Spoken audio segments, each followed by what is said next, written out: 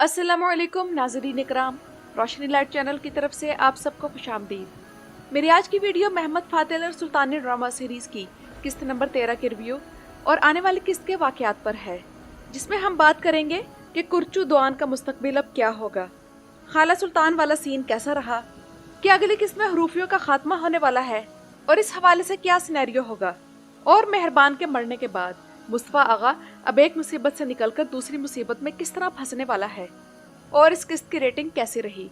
तो नाज़रीन इकराम, महमद फातिल और सुल्तानी की किस्त नंबर 13 ऐसे दिन रिलीज हुई जिसके अगले ही दिन इस्तांबुल की फतह की सालगिरह थी, यानी कि 29 मई। ये वही दिन था जब साल 1453 में सुल्तान फातिह ने सिर्फ 21 साल की उम्र में इस्तांबुल फतह किया। इस शहर का मुहासरा 53 दिन जारी रहा, लेकिन बिलाखिर सुल्तान महमद ने फतह अपने नाम करवा ली। और इस ड्रामे के हवाले से दूसरी अहम बात यह है कि इस ड्रामे के तमाम अहम मर्द अदाकारों ने गजा के लोगों से ज़ाहिर यकजहती जाहिर करने के लिए अपनी एक तस्वीर सोशल मीडिया पर शेयर की, जिसका कैप्शन था stand with the people of Gaza. Gaza के मुसलमानों से अपनी मोहब्बत जाहिर करने के लिए इन अदाकारों ने अच्छा जेस्चर दिया है। वैसे आज हमारे पास असल सुल्तान फातिह मौजूद होते तो उम्मत इस हाल में न होती और कोई मुसलमानों के साथ इस किस्म के सलूक की जुर्रत तक न कर सकता। तो बहरहाल ये ड्रामा सीरीज़ बहुत ब्रिलियंट है, बिल्कुल ओयनिश बुक सल्जूकियों की तरह, यानी कि बहुत सी साजिशें, प्लॉट ट्विस्ट और चाल के अंदर एक और चाल। और अब आते हैं किस्त नंबर 13 के रिव्यू की तरफ। तो सबसे पहले मैं खाला सुल्तान की बात करूंगी, जिसका फितना मौके पर ही पकड़ा गया, वरना ये औरत सल्तनत के लिए बहुत खतरनाक साबित होती। वैसे क्या आप लोग जानना चाहेंगे कि खाला सुल्तान को किसने पकड़वाया? आप समझ रहे होंगे कि ये मारा खातून है, लेकिन नहीं, मेरे ख्याल में ये जानदारली था। और इस तरह उसने अपनी वो बात सच कर दिखाई जो कि उसने मेहरबान के हाथों हाला सुल्तान को कहलवाई थी कि अगर आग की चिंगारियां मेरे कपड़ों तक आईं तो तुम भी जलोगी। इसलिए जानदारली ने मारा खातून के सामने खुद को बचाने के लिए हाला सुल्तान को कुर्बानी का बकरा बना दिया, क्योंकि मारा खातून सुल्तान को जो आखिरी जुमला कहती है वो ये होता है कि मैं जानदारली के पास से आ रही हूँ। इसके अलावा गुलशाह तो जानती ही थी कि ये ओरहान के साथ किस तरह बातचीत करती हैं, तो इसलिए मारा खातून ने बाज़ंतीनी जुबान में वो पैगाम शहजादा ओरहान की तरफ से लिखवाया, जिसे गुलशाह खातून ने जड़ी बूटियों वाले बैग में रखा। और वैसे ड्रामे में बैक फ्लैश के जरिए दिखाना चाहिए था कि किस तरह गुलशाह खातून ने ये नोट जड़ी बूटियों के थैले में डाला होगा, और कैसे रेहान आगा के साथ मारा खातून, गुलशाह और बहार ने प्लानिंग की, और मारा खातून ने सुल्तान को क्या कहा और किस तरह हाला सुल्तान पकड़ी गई। यानी कि अब कहानी को इतना भी जल्दी नहीं चलाना चाहिए।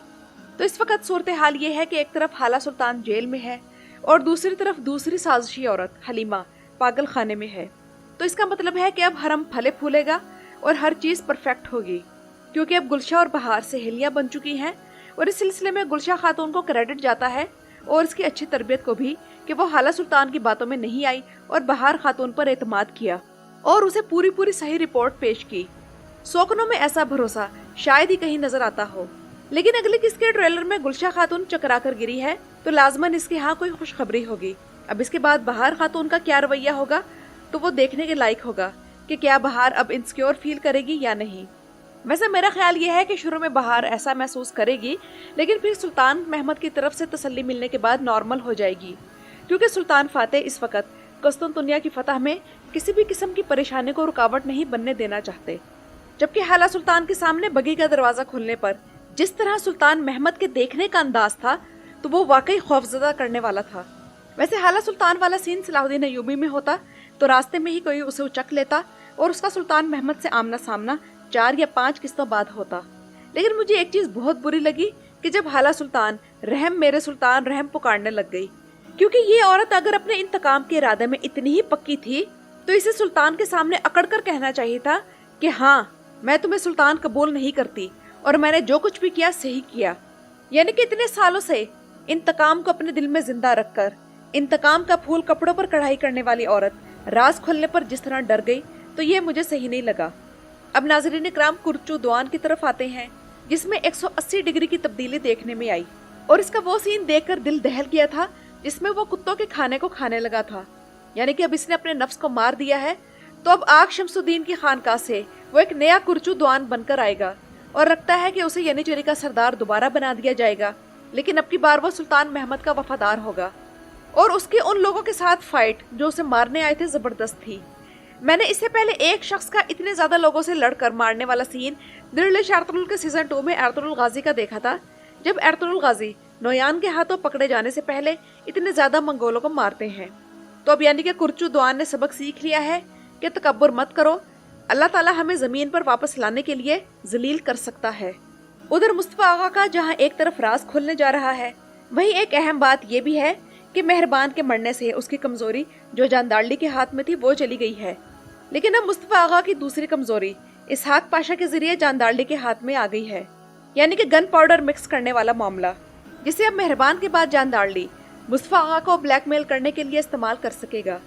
और नाज़रीन इकराम, अब आते हैं हरूफियों की तरफ। पहली बात तो यह है कि क्या तुर्क डायरेक्टर्स ने अहद कर रखा है कि अपने तमाम तारीखी ड्रामों में किसी न किसी राफजी बातिल गिरोह की खबास्तों को बेनकाब करना है।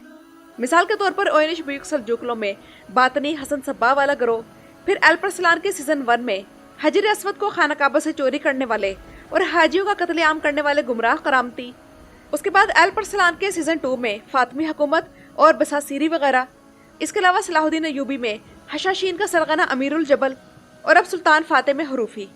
और अहम बात यह है कि इन सब गुमराह और बातिल गिरोहों की जड़ें ईरान से ही निकलती हैं। इसलिए हज़रत उमर रज़ियल्लाहु तआला अन्हु का ये जुमला बहुत मशहूर है कि काश हमारे और फारस के दरमियान एक आग का पहाड़ होता कि ना वो हम पर हमला कर सकते, ना हम उन पर चढ़ सकते। और खुद देखिए कि हज़रत उमर रज़ियल्लाहु तआला अन्हु को कत्ल करने वाला फिरोज अबू लुअलुअ के मज़ार को ईरान में किस तरह पूजा जाता है। तो इसलिए अगर मैं इन बातिल गिरोहों की तारीख में ईरान का लफ्ज़ इस्तेमाल करूँ तो कमेंट्स में फिरका परस्ती का ताना देने वाले पहले जरा खुद गौर करें कि उम्मत को इन घटिया और गंदे अकायद किन गुमराह लोगों ने दिए। करामतों और हशाशीन के मजालिम की तो इतनी लंबी तारीख है कि आप लोग थक जाएंगे, मगर इनके मजालिम की तारीख खत्म नहीं होगी, जो कि कई सौ साल पर मुहित है। इन्होंने मुसलमानों, मुसलमान हाजियों और मुसलमान हुक्मरानों का जिस तरह कत्लेआम किया वो तारीख में दिलचस्पी रखने वाले हर शख्स को मालूम है। इसलिए तुर्क इन फितनों को जरूर अपने ड्रामों में शामिल करते हैं ताकि उम्मत को इनका असली चेहरा मालूम हो। और इन्हीं में से हरूफी भी हैं जिनकी तारीख मैं अपनी इस वीडियो में बता चुकी हूँ। तो अब इनका अंजाम भी करीब है। इन्होंने सुल्तान फातेह को बच्चा समझकर गुमराह करने की कोशिश की और कामयाब हो भी गए थे, मगर अल्लाह ताला ने सुल्तान फातेह को बचा लिया। वैसे आप लोग गौर करें कि इन बातिल गिरोहों की उम्र ज्यादा लंबी नहीं होती और अल्लाह एक वक्त के बाद इनकी जड़ काट देते हैं, या फिर इनकी तालीमात ज्यादा नहीं फैलती जैसे आज गामदी या परवेजी हैं। अल्हम्दुलिल्लाह अहले सुन्नत वल जमात कल भी थे, आज भी हैं और रहेंगे, क्योंकि ये उम्मत नबी अकरम सल्लल्लाहु अलैहि वसल्लम की हदीस के मुताबिक गुमराही पर जमा नहीं हो सकती। और अगली किस्त में इन हरूफियों का राज फाश होने वाला है। इसलिए जावेद और इसके साथियों के साथ साथ सुल्तान महमद के हाजिब की गर्दन के गिर्द भी फंदा टाइट होगा और इसका क्रेडिट जाता है खिजर जलेबी को। और वैसे सुल्तान का एक आम साइल की हैसियत से काजी की अदालत में हाजिर होना एक ऐसा सीन था जिसने दिल को छू लिया, जबकि जावेद ने जिस तरह खिजर जलेबी को रास्ते से हटाने की चाल चली वो अगली किस्त में इसी पर पलटेगी, क्योंकि जावेद हरूफी होने के साथ साथ पोप का महल में अंडर कवर जासूस भी है।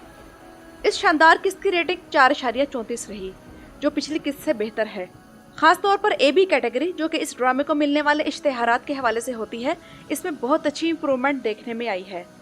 तो नाज़रीन इकराम, ये तो थी मेरी आज की वीडियो। अपनी राय का इजहार कमेंट्स में ज़रूर कीजिएगा। मेरे चैनल पर आने का शुक्रिया।